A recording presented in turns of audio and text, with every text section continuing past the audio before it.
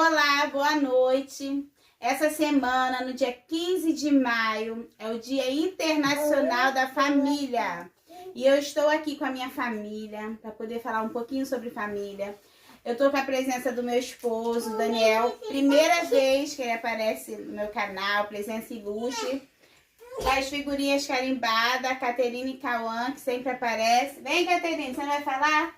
Fala, vem falar. O que você combinou de falar, vem? Oi, eu falar Caterine. Isso. Então a gente vai falar um pouquinho sobre família. Por que que Deus criou a família? Por que que a família é tão atacada? E um pouquinho do que eu coloquei em prática aqui na minha família e que deu certo. Então, a família, ela é criada lá no início da Bíblia. Para poder o quê? Refletir o próprio Deus. Deus criou a família para refletir quem Ele é, o seu caráter, para que nós, através da família, nós conhecemos a glória de Deus. O pai representa a figura de Deus, um Deus que protege, um Deus que provê. A mãe, Isaías compara o amor de Deus com o amor de uma mãe. Então a mãe, ela representa o quê? Um Deus que ama, um Deus que exerce a misericórdia, um Deus que nutre. O filho, ele representa a expansão do reino de Deus. A expansão do reino de Deus aqui na terra, a obediência, a nossa relação, para a gente entender a nossa relação com Deus, a misericórdia, porque quando o filho desobedece, nós como os pais ficamos irados, chateados, mas o que prevalece? Prevalece o amor, prevalece a misericórdia. A gente consegue entender como que é bom a obediência, como que Deus ama a obediência. Então, por isso que a família é muito atacada, porque ela reflete quem Deus é. E lá em Gênesis, no lar da família, lá no Éden, lugar de delícia, de maravilha, já existia quem? A figura da serpente. E hoje não é diferente. Hoje, na nossa casa, no nosso jardim, Satanás ele está à espreita, querendo nos enganar, querendo nos dar o bote. Independente se a gente acredita ou não, isso não muda a realidade, ele está lá. Só que se a gente acredita e a gente está atento, a gente tem como se defender. Tem aquele livro Arte da Guerra, né? Se a gente se conhece o nosso inimigo, a gente ganha a batalha. Então Satanás ele existe e por isso que a família está sendo tão... Caterine, por isso que a família está sendo tão destruída, até mudando a configuração da família. Quando a gente vai para o nome família, a Bíblia era escrita em 3 línguas. Hebraico, aramaico e grego. Quando a gente vai para o significado do nome família, em hebraico significa o quê? Identidade, legado, porque é na família que o ser humano ganha uma identidade, é na família que ele aprende a ter caráter e que ele vive uma vida que vai deixar o legado, porque a gente morre. Só que o legado ele fica, o legado ele é eterno. E isso a gente aprende onde? Na família. E quando a gente vai para o grego, família em grego vem de pai. Aquela família patriarca, ela começa com pai. E a família, na verdade, ela nasce de um pai. Ela nasce de um Deus Pai que cria seus filhos. E nós somos filhos de Deus. Nós temos o privilégio de fazer parte da família de Deus. Nós somos filhos por adoção. Então, aquela pessoa que não conseguiu aí gerar seu filho, ela pode adotar, porque a adoção também faz parte da família de Deus, faz parte de quem Deus é. Nós somos filhos de Deus por adoção. Então, o que tem destruído a família hoje? Hoje, vou ver aqui na minha anotação. O que tem destruído a família hoje é o egoísmo, a falta de tempo, esse corre-corre, a falta de diálogo. Então, a falta de 4 coisas que eu anotei. Falta de tempo, a falta de diálogo, de conversa, excesso de crítica e as dívidas, o endividamento. Isso que tem destruído as famílias hoje. E como que resolver isso? Tempo, a gente tem que priorizar a nossa família. A gente tem que ser intencional com a nossa família. Temos que ser intencionais, temos que priorizar a nossa família. Temos que dedicar tempo. Tudo aquilo que a gente dedica tempo vai crescer. Tudo aquilo que a gente dá atenção cresce. Se a gente vai dar uma atenção ao nosso medo, a outras coisas, vai crescer. Tudo aquilo que a gente dá uma atenção vai crescer. Então a gente precisa dar atenção na nossa família. Diálogo, saber conversar. Muitas das vezes a gente, em família, a gente só tem uma fala agressiva. Que na rua a gente não tem essa fala, esse linguajar. Mas na família, a gente, por se sentir mais à vontade, é o lugar que... Quer conhecer uma pessoa, é só perguntar para a família dela, que realmente a gente não consegue usar essa máscara. Então a gente acaba tendo uma fala mais agressiva. Então a gente saber dialogar, saber conversar, saber ouvir. Tem vários vídeos aqui no canal que eu falo sobre o ouvir o outro, que a gente só quer falar, só quer que o outro entenda, mas o nosso papel também é de ouvir. Excesso de crítica, saber elogiar os pequenos acertos. Em vez de criticar, em vez de a gente abrir a boca para criticar, para maldizer a família, vamos abrir a boca para elogiar. Porque todos nós temos qualidade, temos acerto. Então começa a elogiar um pequeno acerto. A pessoa não deixou aquele copo lá, levou o copo até a pia, elogia.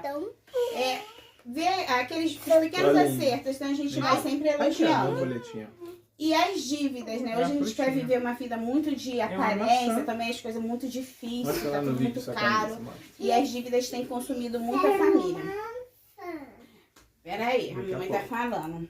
Aqui, ó, então, uma coisa que eu coloquei em prática aqui ao longo do tempo que deu certo é em relação à comunicação. Quando tem alguma coisa no outro que tá me incomodando, em vez de eu falar ofendendo o outro, de eu falar assim, como você é grosseiro, como você é estúpido, em vez de eu falar com uma fala assim, eu falo sobre mim, sobre os meus sentimentos. Eu falo como eu me senti em relação àquele posicionamento do outro. Então eu falo, nossa, eu tô muito chateada, eu tô muito triste, a forma que você me tratou me deixou triste. Eu vou falando sobre mim, sobre o meu sentimento, em vez de eu acusar e criticar o outro. Porque quando a gente acusa e critica, ali não há comunicação. Nosso cérebro cria uma barreira e a gente fica pronto a nos defender. E não consegue nem captar ali o que o outro tá falando. Então, essa é uma dica que eu vou deixar. Outra dica também é sobre o livro 5 Linguagens do Amor. A gente conhecer a linguagem de amor do outro e falar de acordo com a linguagem do amor do outro. É conhecer os temperamentos, saber qual é o meu temperamento, qual é a minha linguagem de amor, qual é o temperamento do outro, qual é a linguagem de amor do outro, até mesmo dos filhos, para que todos possam se sentir amados, porque a gente está falando a linguagem de amor do outro, e falando de acordo com o temperamento do outro. Exemplo, a minha linguagem de amor é tempo de qualidade e serviço, é os que predominam. E meu temperamento é o sanguíneo. Então, a forma que se aborda e a forma que eu me sinto amada é diferente de quem tem outra linguagem. O temperamento do Daniel já é mais fleumático. Então, o sanguíneo é muita emoção. Não é muito ligada à rotina, gosta de emoção. Agora, a pessoa fleumática já é ligada à rotina. Então, assim, a abordagem para quando eu quero falar, quando eu quero sair para algum lugar, eu já sei que eu tenho que avisar antes, falar antes, que ele precisa se preparar mentalmente para aquilo. Agora, o sanguíneo já não se prepara nenhum. Vai ter emoção, né? Bora pra dentro. Então, é diferente. Então, é importante que a gente conheça isso. Vou dar oportunidade para os outros falarem e depois eu vou vir com o versículo. Vai, Cauã, fala. Não pode falar grosso, tem que usar palavras mágicas. Quais são? Desculpa, por favor, obrigado. Isso aí, filho. Isso aí. Então, eu vou deixar um versículo bíblico que está no Salmo 127. Vamos lá, Bíblia. Se o Senhor não edificar a casa, em vão trabalha os que a edificam. Se o Senhor não guardar a cidade, em vão vigia a sentinela. Inútil vos será levantar de madrugada e repousar à tarde. Comer o pão de dores, pois ele dá aos seus amados o sono. Os filhos são herança do Senhor. e o fruto do ventre o seu galardão. Como flecha na mão do valente, assim são os filhos da juventude. Bem-aventurado o homem que enche deles a sua aljava. Não serão envergonhados quando enfrentarem os seus no tribunal. Então, esse versículo fala, né, que é o Senhor que tem que estar à frente da família. Nós precisamos ensinar nossos filhos a amarem a Deus. E eles só vão aprender a amar a Deus se nós amamos o Senhor com as nossas atitudes. Então, que o Senhor possa estar na frente da nossa família, que possamos ser guiados pelo Espírito Santo, ouvir a voz de Deus, possamos ter momentos de oração em família. Gente, se comporta.